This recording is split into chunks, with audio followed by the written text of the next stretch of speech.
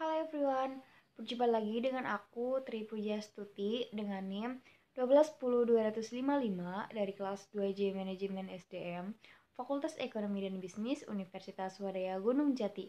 Nah, jadi pada video kemarin aku telah membahas materi mengenai Human Capital. Nah, jadi sekarang aku akan membahas materi mengenai Holding Superior Quality Human Capital.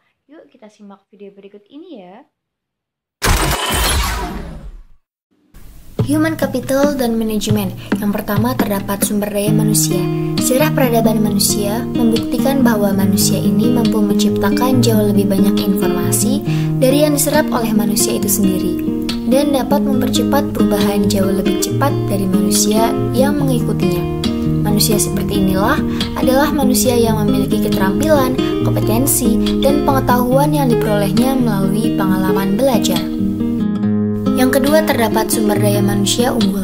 Jika suatu bangsa ingin maju dan sejahtera, maka bangsa itu akan memprioritaskan investasi pembangunan SDM untuk mencapai tingkat nilai yang tinggi dan tersedianya SDM yang unggul. Penekanan inilah yang nantinya akan membantu manusia menjadi lebih kreatif dan produktif. Yang ketiga terdapat investasi pendidikan untuk SDM unggul. Pembangunan human capital melalui investasi pendidikan oleh pemerintah, swasta maupun masyarakat penting untuk mempersiapkan masa depan bangsa supaya lebih baik lagi. Yang keempat, variabel penting sumber daya manusia. Variabel penting dalam SDM adalah kemampuan, sikap, nilai, kebutuhan, dan karakteristik demografinya.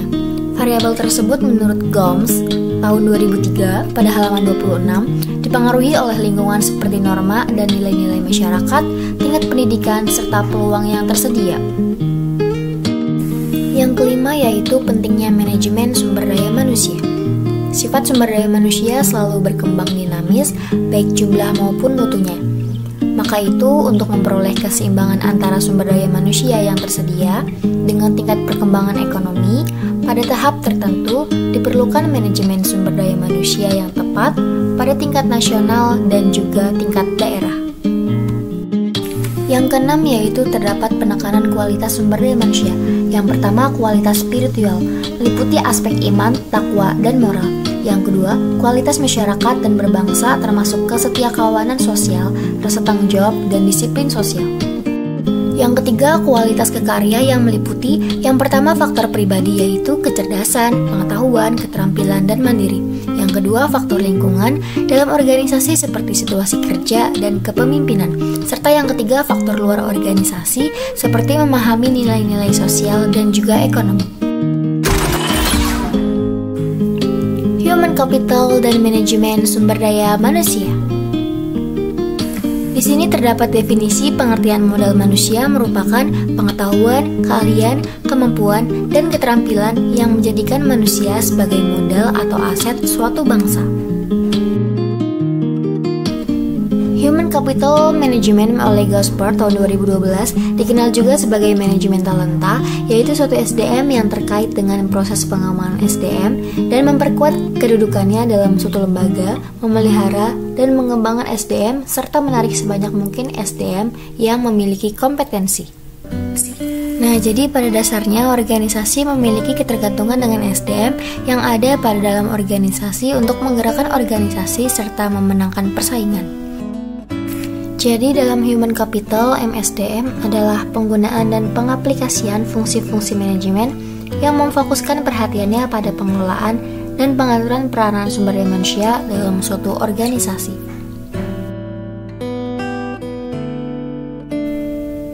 Human Capital dan investasi pembangunan sumber daya manusia. Yang pertama terdapat standar kualitas. Kualitas produktivitas memenuhi standar apabila sumber daya manusia ini mendapatkan pengalaman belajar dan juga latihan yang cukup untuk penguasaan ilmu pengetahuan dan juga keterampilan sesuai bidang peminatannya. Yang kedua, konsep human capital atau modal manusia. Konsep human capital berkaitan dengan fakta bahwa pada dasarnya modal manusia ini akan menanamkan investasi dalam dirinya melalui pendidikan. Yang ketiga, penempatan sumber daya manusia. Penempatan orang yang berprestasi dan bereputasi ini akan memberikan jaminan bahwasannya pembangunan human capital dalam organisasi pendidikan dapat memenuhi target sumber daya manusia yang diharapkan. Yang keempat yaitu terdapat investasi SDM. Investasi dalam bentuk menyediakan fasilitas pendidikan, menyediakan tenaga pendidik dan juga pendidikan yang berkualitas akan menjamin SDM yang lebih unggul. Lalu terdapat Gold Generation, anak yang sehat dan cerdas merupakan bibit generasi emas di masa yang akan datang. Nah, di sini bakat itu merupakan benih dari suatu sifat yang baru akan tampak jika ia mendapatkan kesempatan atau kemungkinan untuk berkembang. Nah, pada dasarnya semua individu itu memiliki bakat yang berbeda seperti bakat matematika, olahraga, bahasa, bakat seni, dan lainnya.